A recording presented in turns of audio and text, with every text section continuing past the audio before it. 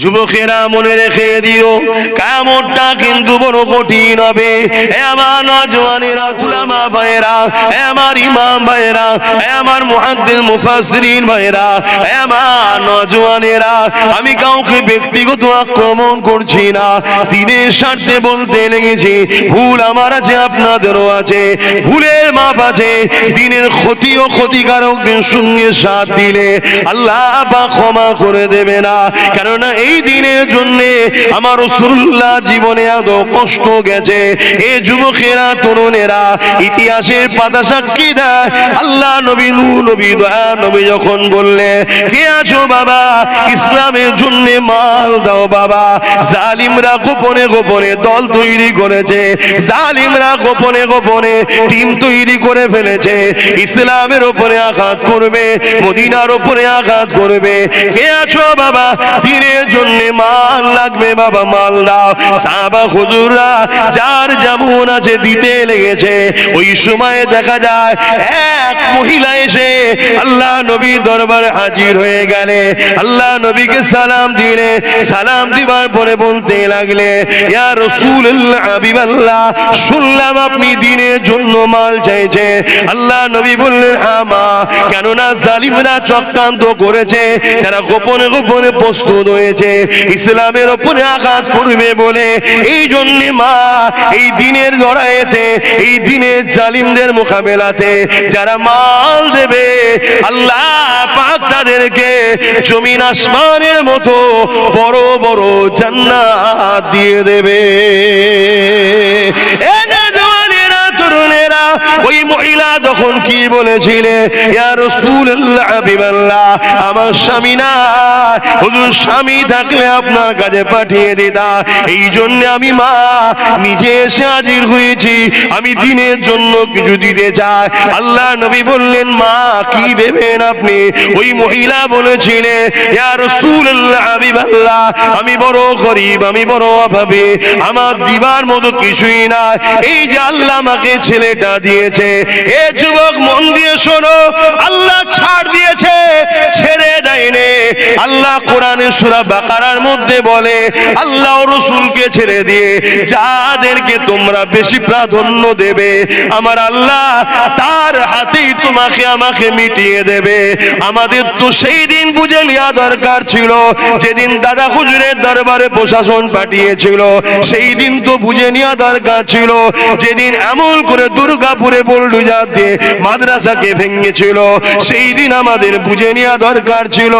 এমন করে যারা বলেছিল রাস্তার কুকুরের বাচ্চাকে খাবার দেবো, মিড ডে মিল দেবো, মাদ্রাসার বাচ্চাকে দেবো না, সেদিন আমাদের বুঝে নেওয়া দরকার ছিল। কিন্তু দেরি আমরা করে ফেলেছি, দেরি হয়ে গেল। এখনো সময় আছে, আল্লাহর কাছে ক্ষমা চাও, তওবা করো, পরিবর্তন হও। হে আল্লাহ, ভুল করেছি, মাফ করে দেন। আমার আল্লাহ বড় দয়ালু, ক্ষমতাবান, আমার আল্লাহ বড় দয়ালু, ক্ষমাশীল, তিনি অবশ্যই দয়া করে দেবে। যে কথা বলছিলাম, কত কষ্ট করে ইসলাম এসেছে, দেখো ওই মাটা বলতে লেগেছে, ইয়া রাসূলুল্লাহ, হাবিবাল্লাহ, আমি আমার এই বাচ্চাটাকে ইসলামের পক্ষে দান করতে চাই। আরো জোরে বলুন সুবহান। আমার কবরস্থান ঈদগাহকে মিটিয়ে দিচ্ছে, আমার কোরআনকে শেষ হয়ে যাবে বলছে। এরপরেও যদি কোন উম্মতে মুহাম্মাদি, সে আলেম হোক আর সাধারণ মুসলমান হোক, তাদের সঙ্গে মেশে রাসূলুল্লাহর হাদিস বলছে এরা ইসলাম থেকে বেরিয়ে যাবে, আমার বাপের কথা নয়।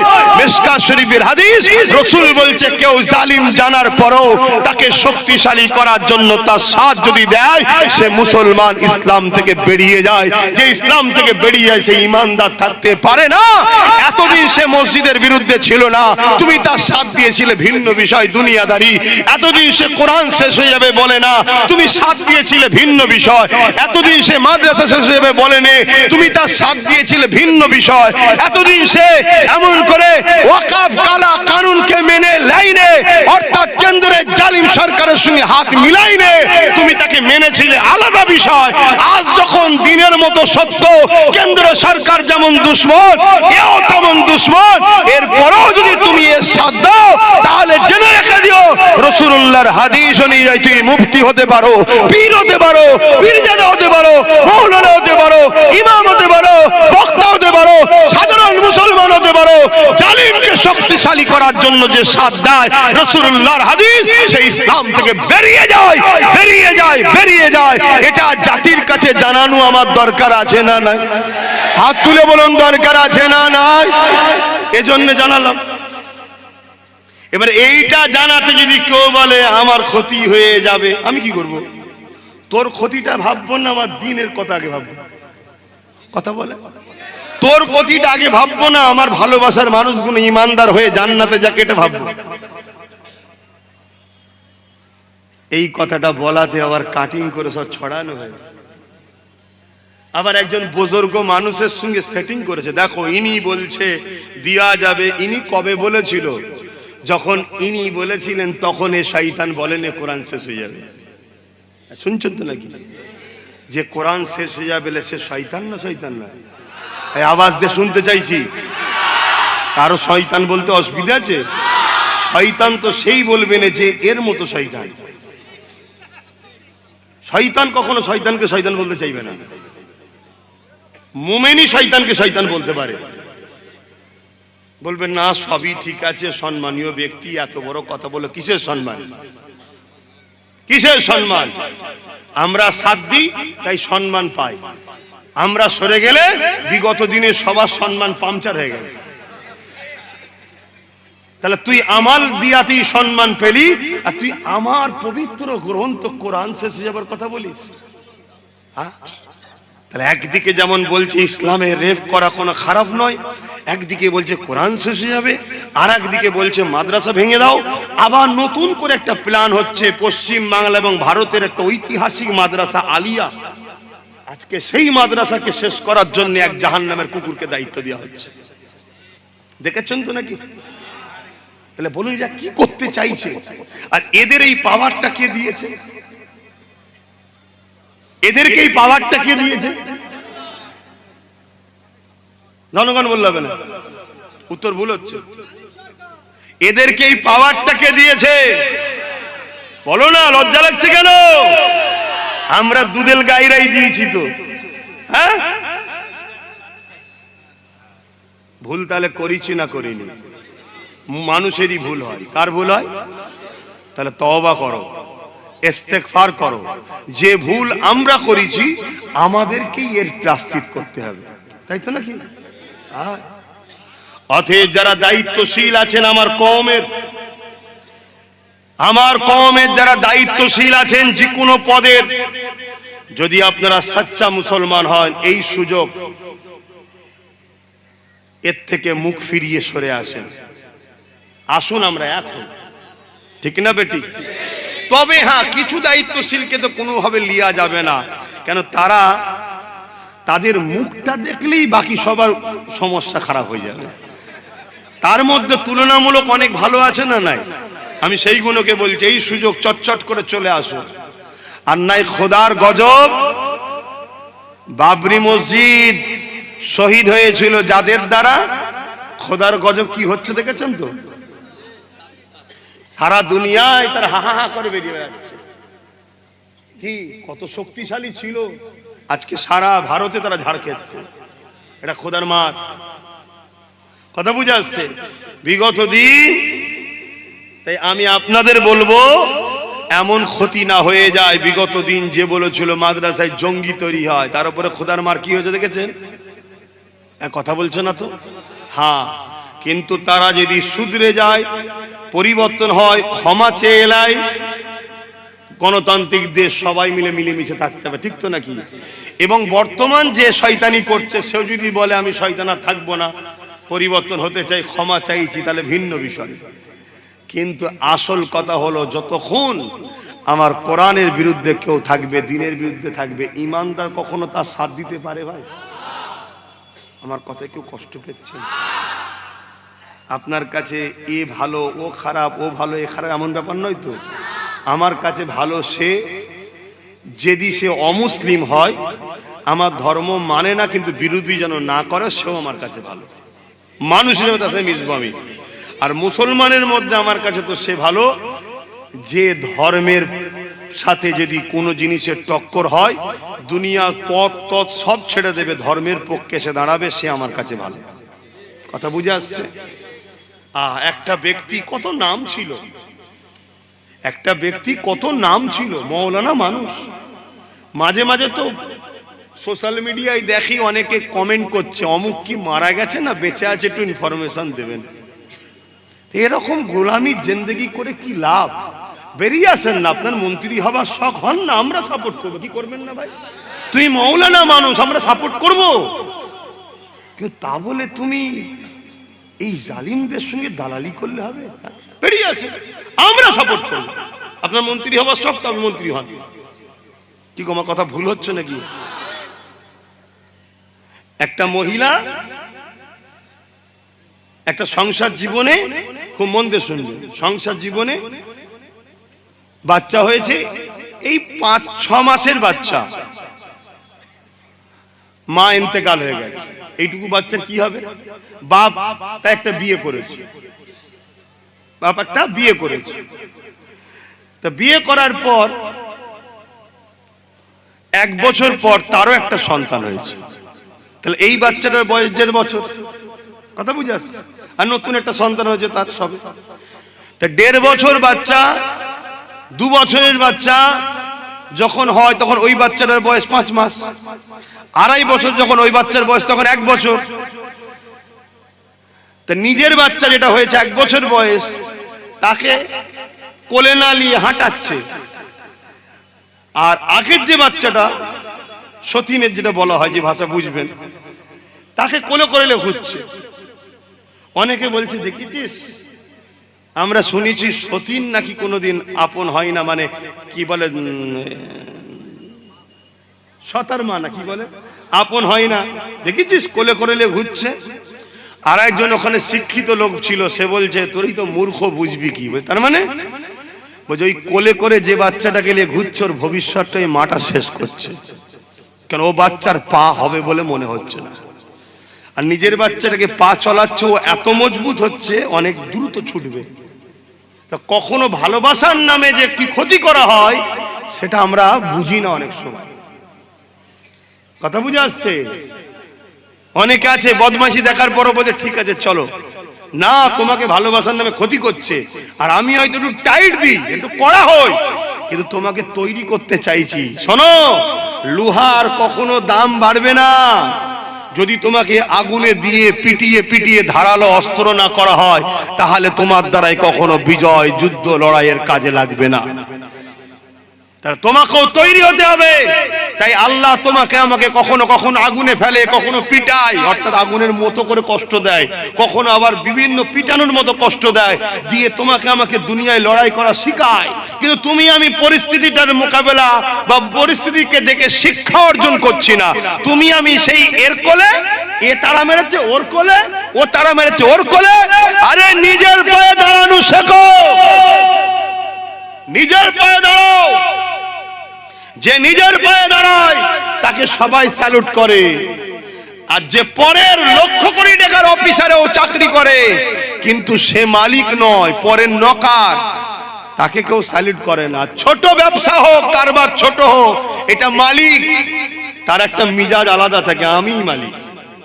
ঠিক না বে? ঠিক। এগুলো শেখো আমার ভাই, শেখো। তো যা আজান হয়ে গেছে, নামাজ হবে, তো সময় তো কম, আর কথা বাড়াচ্ছি না। আসেন একটু সালাম পড়ে নি। ইয়া নবী সালাম।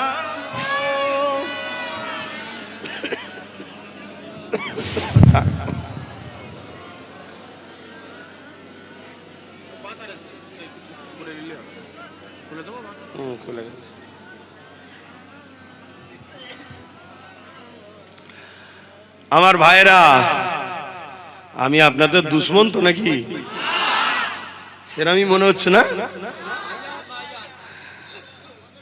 তাহলে বুঝো ভাই, বুঝার চেষ্টা করো ভাই, বুঝার চেষ্টা করো। রহমানের রাস্তা আর শয়তানের রাস্তা।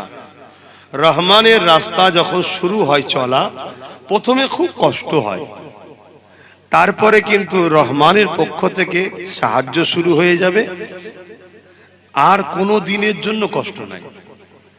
আর শয়তানের রাস্তায় প্রথম একটু শান্তি হয়, কিন্তু রহমান তার উপর থেকে এমন অন্ধকার চাপিয়ে দেয়, সেখানে আর কোনোদিন শান্তি আসে না। একটু বোঝো আমার ভাই, লোভ করো না। আল্লাহ নবীকে সাহাবা হুজুর দিগকে, এই হাদিসটা মন দিয়ে শোনো, সাহাবা হুজুর দিগকে আল্লাহ নবী বললেন, একটা সময় আমার উম্মতরা প্রচুর মার খাবে। আজকে আমরা মার খাচ্ছি না? এবং রসুল বলেছেন, ক্ষুধার্তরা খাদ্যের উপরে যেভাবে ঝাঁপিয়ে পড়ে, আমার উম্মতের উপরে একদল জালিমরা ঝাঁপিয়ে পড়বে। আজকে আমাদের উপর ঝাঁপিয়ে পড়ছে না, পড়ে না? চারিদিকে মব লিঞ্চিং করে মেরে ফেলা হচ্ছে, জন ছেলেগুলো। গত কদিন আগে বিহারে একজনকে মেরে ফেললো, গরিব মানুষ। সে বয়ান দিচ্ছে যে আমাকে মারতে মারতে তারা নিয়ে চলে গেছে, যাওয়ার পর রাত্রিরে আমাকে উলঙ্গ করেছে, আমাকে এমন মার মেরেছে যে আমার চামড়াগুলো পর্যন্ত উঠে যাচ্ছে। তারপরে তার কান কেটেছে, তার হাতের আঙুল কেটেছে, আর আমি বলতে পারছি না। এইভাবে দোদকে তাকে এত কষ্ট দিয়েছে, হসপিটালে যাওয়ার পরেই সে মারা গেল। তার আগেই বয়ানটা দিয়েছে সে হসপিটালে যাওয়ার আগে। তাহলে ভাবো, তোমার পিছনে একটা বিশাল বড় শক্তিকে এই ছোটবেলা থেকে তাদের ব্রেনটাকে ওয়াশ করা হয়েছে। কি, সাপ দেখলে যেমন আমরা মারি, তাদের ব্রেনের শিক্ষা দেওয়া হয়েছে মুসলমান দেখলেই মারো। তাই 80 বছর, 90 বছর, 60 বছরের মুরব্বী দেখলেও এরা ছাড়ছে না। আর প্রশাসন বা সরকার পুরো দর্শকের ভূমিকায় দাঁড়িয়ে দেখছে। আমি প্রশাসনের দোষ দেবো না, সরকার। কেন? সরকারকে তাদের সঙ্গে একটা চুক্তি আছে, পিছন থেকে তারা সরকারকেই সাথ দিচ্ছে। এই শক্তির মোকাবেলা করতে গেলে যে পাওয়ার নিয়ে তারা আমাদেরকে শেষ করতে চাইছে, সেই পাওয়ারের আমাদের দরকার আছে না? না, আমি আব্বাস সিদ্দিকী করব না। ইনি হুজুর মানুষ, মৌলানা মানুষ, উনি ইমাম মানুষ, উনি আলেম মানুষ, মুফতি মানুষ, উনি করবে না। কিন্তু আমাদের কোটি কোটি সন্তান, ভক্ত, অনুসারী আছে না? নাই, আমরা তাদেরকে দিয়ে করাতে পারছি না। এই চিন্তায় আমি আমার ভাইকে রাজনীতিতে নেপিয়েছি। ভুল করেছি? যদি ভুল না করি তাহলে তো আপনাদের সাথ দিতে হবে তাকে। আজকে একটা জিতেছে, ভাঙড়ের মানুষ সাথ দিয়েছে, লড়াই করছে না, করে না। এই দুদিন আগে দেগঙ্গা এসেছিলাম, একটা লোক বললো আমার বাচ্চা অসুস্থ, একটা সার্টিফিকেট পর্যন্ত আমার এমএলএ দেয়নি। আমি নওশাদ ভাইয়ের কাছে গেছি, সে সঙ্গে সঙ্গে বসে থাকে সার্টিফিকেট, সে তার এমএলএ নয়, দিচ্ছে। তাহলে এটা ভাবতে হবে, এরকম হাজারো সমস্যা। ওই যে আমার বোনটার নেকাব ধরে টানলো, নওশাদ আজকে রাষ্ট্রপতির কাছে চিঠি করছে। কি হবে না হবে বড়ের কথা, লড়াই তো করছে। আজকে যদি তার সাথে আরো গোটা 30-40 থাকে, লড়াইটা বাড়বে না কমবে? তাহলে এই কথাটা আপনাদের মাথায় ঢুকছে তো? যদি ঢোকে তাহলে বলুন, আমার ভাইয়ের সাথ আপনারা দেবেন? একটু হাত তুলে দেখান, দেবেন? হাত লম্বা করে তুলুন, হাত লম্বা করে তুলুন। একটু পাশে দেখেন কেউ হাত তুলতে বাকি আছে কি, একটু দেখুন, যে যার পাশে দেখুন, হাত নাবান। আচ্ছা, এই দেখতে কেন বললাম? তাদেরকে মারবো না, আমরা জুলুমের বিশ্বাসী নয়, আমরা শুধু চিনে লব যে এ আমাদের নয়, বাস এইটা, আর কিছু নয়। কেন গাদ্দার চিনা দরকার? কথা বুঝে আসছে না? নয়? তাহলে আজকে একদিকে দিদি মুদি মসজিদ মাদ্রাসা ওয়াকফের বিরুদ্ধে, ঠিক তো নাকি? এই ভুল বললাম? বিজেপি ওয়াকফের বিরুদ্ধে না? বিরুদ্ধে না? রাজ্য সরকার ওয়াকফকে শেষ করছে না, করেনি? তাহলে এরা ওয়াকফের দুশমন, মানে মসজিদ মাদ্রাসা কবরস্থানের দুশমন। অপরদিকে নওশাদ ওয়াকফকে বাঁচাবার জন্য সুপ্রিম কোর্টে কেস করছে, রাস্তায় লড়াই করে জেল খাটছে, তার ভাঙড়ের ছেলেরা জেল খাটছে, তার বিভিন্ন জায়গার ছেলেরা জেল খাটছে।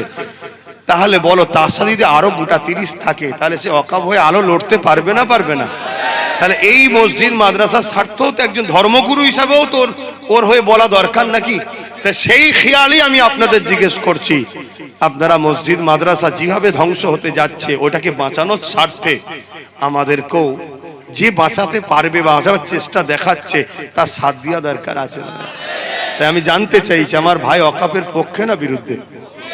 তাহলে ওর সাথ দিতে আপনারা রাজি আছেন? আরো একবার হাত তুলে দেখা, কথা ঠিক তো? কালকে যদি আপনাকে কেউ এসে 10,000 টাকা দেয়, না না, আমার কথা শোনেন, শুধু যেদিন ল্যান কি হবে সেটা শুনেলেন। ওই তো বিহারে কোমরে হাত দিয়ে মাথায় হাত দিয়ে নাচছিল বোন আমার,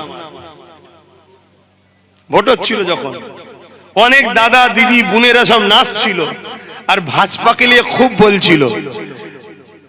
লাস্টে এখন ওদের কাঁদছে, বলছে কেন কাঁদছো? বলছে अरे 10,000 रुपया दिए थे हम भाजपा को जाके वोट दे दिए, तब अभी भाजपा जीत के हमारा ही घर तोड़ रहे। এখন বিজেপি জিতে যারাই 10,000 টাকা নিয়ে ভোট দিয়েছিল তাদেরই ঘর ভাঙছে। তাহলে কাল তোমাকে যদি সামান্য দিয়ে তোমাকেই শেষ করে দেয়, এর চেয়ে বড় বোকামি কি আছে? আমার মা, আমার বোনেরা, এই 1200 টাকা মদ বিক্রি করার নিয়ে কি লাভ? এ তো মদ বিক্রি করার টাকা দিচ্ছে। আমার মা ভুল বুঝবেন না, ছেলে এত খারাপ হবে, ওই ছেলে আপনাকে বুড়ো বয়সের ভাত দেবে না, জুলুম করবে, ভালো খাবার খাওয়ান। আপনি আপনার অধিকার নেন না যে আমার ছেলেকে শিক্ষিত করো, আমার ছেলেকে চাকরি দাও, আমার ছেলেকে শিক্ষিত করো, আমার ছেলে চাকরি দাও। যে সরকার শিক্ষিত করবে চাকরি দেবে সে সরকারের সাথ দেন না, ভিক্ষা নেন নে মা। বোঝার যদি হয় বুঝুন, আর না হয় আমার ডিউটি ছিল ভাই, আমি বলে গেলাম। কাউকে আমি জোর করছি? আমি কি বলি নাকি যে আমার ভাইকে না দিলে তোর ঘর ভেঙে দেবো? আমি বললাম ওটা? তোকে কেস দেবো বলেছি? না, এটা একটা দাবি করার অধিকার আছে না নাই? আপনারা এতগুলো মানুষ আমাকে ভালোবাসেন, এসেছেন, তা আমার দায়িত্ব তো যে আজকে একদিকে বিজেপি একদিকে দিদি দুজন মিলে রাজ্য ও দেশটাকে শেষ করছে। করতে করতে এবার আমার ধর্মকে মিটাতে চাইছি। আজকে অনেক মসজিদ মাদ্রাসা আছে যেগুলো হয়তো ওয়াকফ নয় বলে ভাবছেন এগুলো হয়তো বেঁচে যাবে না। যে হাঙর হয় সে সব খাওয়ার পরে আপনার এইটাকেও খাবে, কিন্তু আপনার হাতে যদি লাঠি থাকে তাহলে মারবেন মাথায়, পুরো ডবল ডবল দেখবে এলাকা ছেড়ে চলে যাবে। সেই লাঠিটার নাম হলো এই একটাই দিয়েছেন, একটাই সবাইকে সাইজ করে দিচ্ছে। কথা বুঝে আসছে তো? এর সাথে আরো কিছু দরকার, যেমন আপনাদের এলাকায় বাদুরিয়া আছে, বসিরহাট উত্তর আছে, হাড়ুয়া আছে, দক্ষিণ আছে, দেগঙ্গা আছে। এগুলো যদি আমরা এক হই আমরা তো নিজেরাই পেয়ে যাব। কথা বুঝে আসছে না? এগুলো ভাবুন, এগুলো বুঝুন। যদি না বোঝেন এছাড়া আমি কি বলতে পারি? এখন আপনাদের আবার কারো মনে হলো না তুই তো ডাইরেক্ট হয়ে গেল হুজুর, আর ইনডাইরেক্ট হয়ে কি লাভ? হ্যাঁ, মসজিদে ঢুকে পড়ছে বেঈমান নেতা, মুশরিক নেতা, নাপাক মসজিদে ঢুকে পড়ছে। বুঝছেন না? ইফতার পার্টির নামে এসে বেরোজাদার গুলো খাচ্ছে। রাজনীতি নয় এটা। নবী দিবসের মেম্বার, বিশ্ব নবী দিবসের মাহফিলে এসে শয়তান তুই কি জানিস এখানে উঠছিস? এখানে তো উঠবে উলামারা, এ তো নবীর মেম্বার। তাহলে আর কি বাকি আছে? তাহলে তুই আমার নবীর মেম্বারে আমাদের ধর্মে ঢুকে, তা আমি আমার নবীর মেম্বারে ঢুকে আমার দিনের দুশ্মনদের বিরুদ্ধে আমার কওমকে বোঝানোর অধিকার নেই? এবং দিনের পক্ষে যে তার পক্ষে ডাকার অধিকার নেই? কিন্তু লজ্জা করার ব্যাপার নেই। তখন কাতার ভাগ হয়ে গেছে, যার যেটা ভাল লাগছে করছো তো। এবারে আমার ইমাম ভাই, উলামা ভাই, বসিরহাট হুজুরের এলাকার আশপাশের মানুষ একটু বোঝেন, ব্রিটিশরা কিন্তু উলামাদের ঘরেই প্রথম মেরেছিল। এত উলামা মেরেছিল, কারণ সাধারণ লোকের দাঁড়িয়ে টাড়ি দেখে মনে করছে এটাও মৌলানাকে মেরে দেবে। লাস্টে 20-25টা গ্রাম জুড়ে জানাজা পড়ার কেউ ছিল না। হয়তো খুব ভালো লাগছে ভাই, 3,000 3,500 পাচ্ছেন, মাদ্রাসায় আলু পেঁয়াজ চাল চলে এসছে, রাত্রিরে লড়ি লড়ি, খুব ভালো লাগছে হয়তো। কিন্তু বিবেককে প্রশ্ন করুন, যা লিখছেন লেন, কিন্তু বিপদের দিনে যেন ঠেকাবার মতো একটা কেউ পাশে থাকে। তাই নওশাদটার পাশে একটু ভেতরে হলেও সাথ দেন, আর না হয় এখন আল বাদরু আলাইনা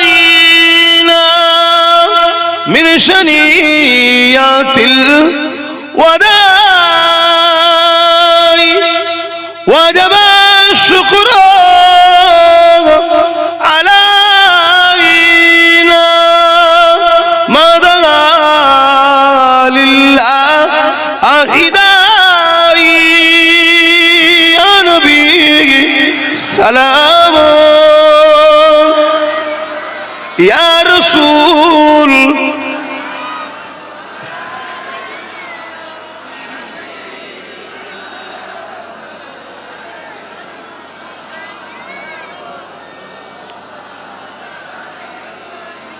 কঠিন হাসরের দিনে কি আছে মোদের কপালে গুনাহগার উম্মাহ আত আপনার লইবেন সঙ্গে মাহশরে নবী সালাম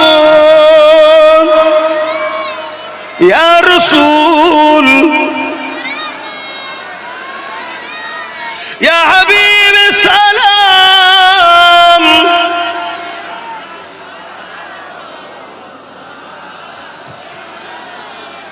সকলে বসেন। বালাগাল উলা বিকামালিহি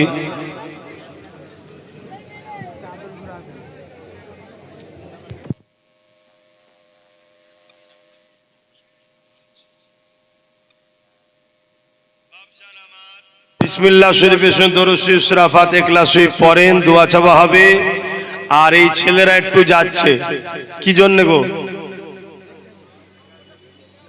ছেলেরা যাচ্ছে কি জন্য? হ্যাঁ, পকেটে হাত দাও।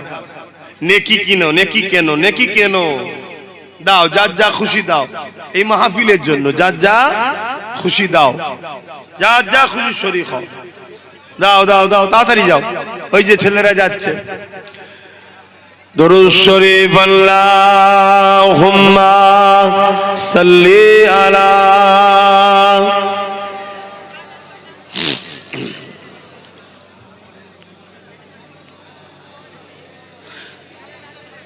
আর একটা কথা মনে পড়েছে, আমার একটা ওয়াজকে কাটিং করে ছড়াচ্ছে। আমি বলেছি টিএমসি কে যারা ভোট দেবে তাদের ঈমান থাকবে না, ছড়াচ্ছে না। এটা একটু খুলে বলে দিয়া কি দরকার আছে তো শোনা? নাকি হাত তুলে বলো, শোনা দরকার আছে তো? তাহলে একটু জবান খুলে তাকবীর দাও। ঈমানদার নারে তাকবীর, আরো জোরে নারে দিবে, নারে দিবে। কুরআন ও সুন্নাহ, কুরআন ও সুন্নাহ, দ্বীন ইসলাম, দ্বীন ইসলাম। লব্বাইক ইয়া রাসূলুল্লাহ, লব্বাইক ইয়া হাবিবাল্লাহ, নারে দিবে। দাদা হুজুর পীর কিবলা সিলসিলা, দাদা হুজুর পীর কিবলা সিলসিলা, নারে দিবে। আমি কে বাপ বলার? আমার তো মুখ, কথা তো রাসূলুল্লাহ। মুসলিম শরীফের হাদিস, মন দিয়ে শোনেন। মুসলিম শরীফের হাদিস শুনছেন তো? আল্লাহ নবী বলছেন অন্যায় দেখলে হাত দিয়ে রোকো। দাও মাহফিলে কোথায় গেল? শুনছেন না? অন্যায় দেখলে কি বলেছে রাসূল? এই সবাই বলবেন তো, হাত দিয়ে অন্যায়কে রুকে দাও, রোকো। দ্বিতীয় রাসূল বললেন যদি তোমার হাত দিয়ে রুকার ক্ষমতা না থাকে মুখ দিয়ে প্রতিবাদ করো। যদি মুখ দিয়ে প্রতিবাদ করার ক্ষমতা না থাকে অন্তর থেকে ঘৃণা করে দূরে সরে যাও। এই অন্তর থেকে ঘৃণা করে দূরে সরে যাওয়ার পরেই রাসূল বলছেন এই অন্তর থেকে ঘৃণা করা অন্যায় দেখে এটা হলো দুর্বল ঈমানের লক্ষণ। কিন্তু ঈমান আছে, কিন্তু ঈমানটা দুর্বল। তাহলে ঈমানের প্রথম স্তর কি? অন্যায় দেখলে হাত দিয়ে রোকো। যদি হাত দিয়ে রুখতে না পারো মুখ দিয়ে প্রতিবাদ করো। মুখ দিয়ে প্রতিবাদ যদি নাও করতে পারো কমসে কম ঈমান থাকবে, অন্তর থেকে ঘৃণা করে দূরে সরে যাও। আর তা না করে যদি অন্যায়কে কেউ সহযোগিতা করে, কথা কিছু বুঝে, তার ঈমান। এবারে চলে আসো, কেন্দ্র সরকার মসজিদ মাদ্রাসা ওয়াকফকে শেষ করছে, এটা নাই না অন্যায়? নাই না অন্যায়? রাসূলুল্লাহর হাদিস, তাহলে হাত দিয়ে রোকো। যদি হাত দিয়ে না পারো মুখ দিয়ে প্রতিবাদ করো। আর তা না করে যদি অন্তর থেকে ঘৃণাও করো, আর তা না করে কেউ যদি বিজেপিকে ভোট দেয় তার ঈমান থাকবে সেই মুসলমানের? আমি অমুসলিমের কথা বলতে আসিনি, আমি তো জলসা করতে এসেছি। আমি আমার কওমকে বলছি ঈমান থাকবে। আমি এটা প্রথম বলেছি। বলার পরে বলছি কেন্দ্র সরকারের বিরুদ্ধে হাত দিয়ে যদি লড়তে না পারি, মুখ দিয়ে প্রতিবাদ করব, আর রাজ্য সরকার যদি আমাদের ধরে জেল দেয় যে ওর বিরুদ্ধে বলা যাবে না আমার দাদা হয়, তাহলে এটা নাই করবে না অন্যায় করবে? তাহলে এরও বিরুদ্ধে হাত দিয়ে লড়তে হবে না? হবে না? অন্যায় দেখলে হাত দিয়ে লড়তে হয় রসুল বলেছে, নাই মুখ দিয়ে প্রতিবাদ করতে হবে না? হবে না? তা না করে যদি অন্তত ঘৃণা করে থেকে সরে যাও, তা না করে যদি একেও কেউ ভোট দেয়, তার ইমান থাকবে? আবার আজকে তো কেন্দ্রের আইনটাকে মেনে নিয়েছে, তাহলে এ ও এক হয়ে গেল না? হয় না? তাহলে ও দুশ্মন, ইও দুশ্মন। তাহলে এই জায়গায় মুখ দিয়ে প্রতিবাদ, হাত দিয়ে রোকো নাই, মুখ দিয়ে প্রতিবাদ নয়, অন্তত ঘৃণা করো, তা না করে যদি ভোট দেয়, ইমান থাকবে? আমি এইটা বলেছি, এটা আমার কথা বলেছি না রাসূলের হাদিস বলেছি?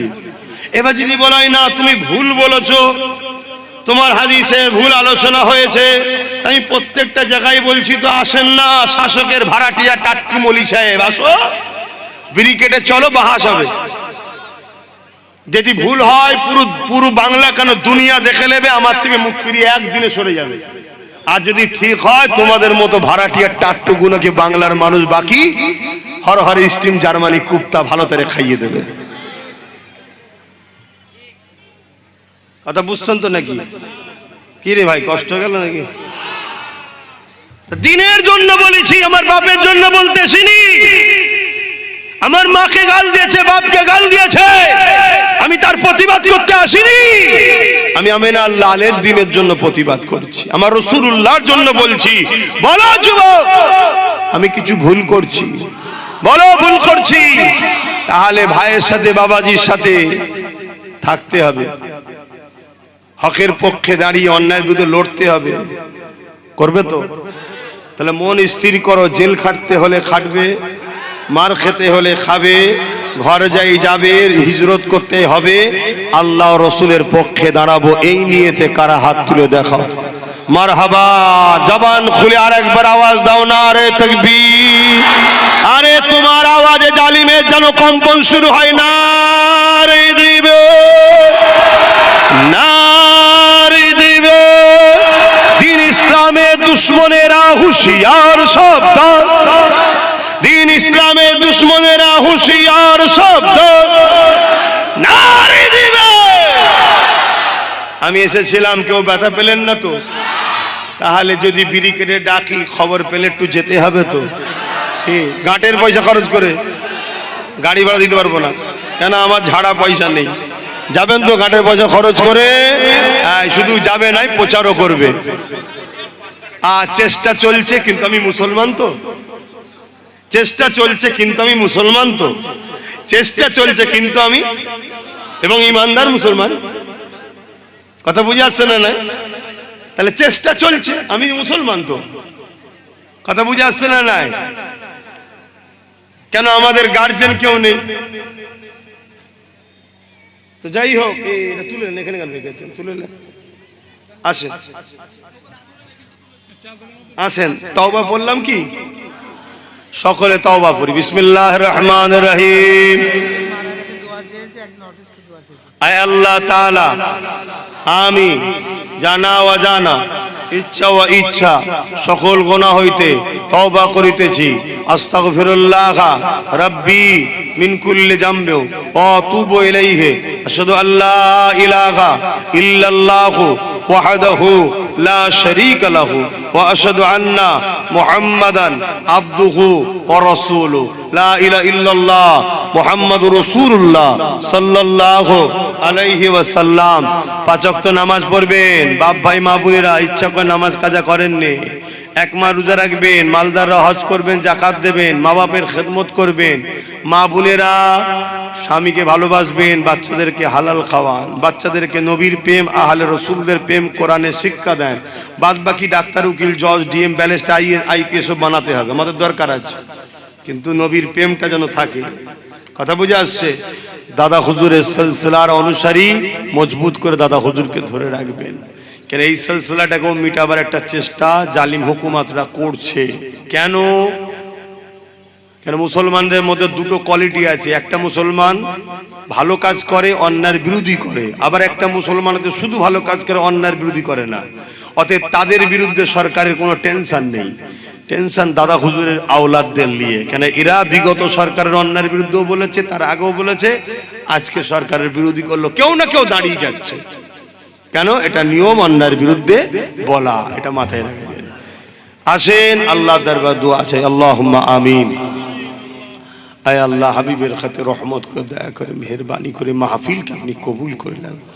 আমার আগে মুরব্বী বাপ আলোচনা করেছিলেন, উলামা ভাই, ইমাম সাহেব ভাই, হাফেজে কোরআন ভাইরা, তুলাবা ছাত্র ভাইয়েরা, ছোট ছোট বাচ্চারা, আয় আল্লাহ আমার মা বোন, পর্দার আড়ালে যুবকরা, বাপেরা সামনে আল্লাহ বসে হাত তুলেছি। আমরা যা কিছু দরুদ সূরা ফাতিহা ইখলাস আসমানে পড়েছি, আল্লাহ আপনি ভুলভ্রান্তি মাফ করে কবুল করলেন।